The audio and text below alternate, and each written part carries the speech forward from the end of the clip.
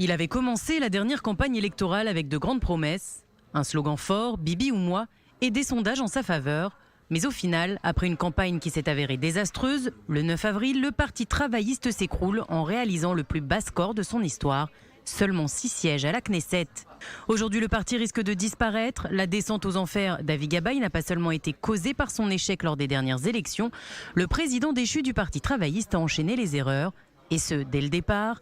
Quand il gagne les primaires en juillet 2017, les sondages lui octroient 24 sièges contre 29 pour le Likoud. Mais il prend les votes de son électorat de base pour acquis et dépense toute son énergie à aller chercher les voix du côté des déçus du Likoud. Un vent d'opposition né au sein de son parti. Ses déclarations fracassantes, contraires à l'idéologie travailliste dans les dossiers sécuritaires et politiques, creusent le fossé qui s'est créé entre lui et son parti. Attaquer la dynamique du parti, s'opposer aux échanges de territoires dans les négociations de paix et clamer que la gauche a oublié ce qu'est être juif. Un discours de droite qui ne passe pas. Ses mauvaises relations avec Tzipi Livni n'arrangent pas la situation et la façon qu'il a choisie pour se séparer de cet associé très apprécié n'a pas plu au public. Tzipi, je te souhaite bonne chance pour les élections, peu importe le parti dans lequel tu seras.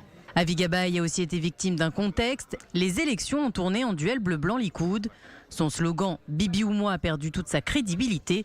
Une crédibilité que l'ancien président du parti travailliste a achevée en acceptant de négocier avec Benyamin Netanyahou pour entrer dans la coalition, alors qu'il avait assuré qu'il ne le ferait jamais. Résultat, avec le départ d'Avi Gabay, le parti travailliste doit désormais se reconstruire. Il lui reste 3 mois pour le faire. Une mission très compliquée pour le parti historique qui a créé l'État d'Israël.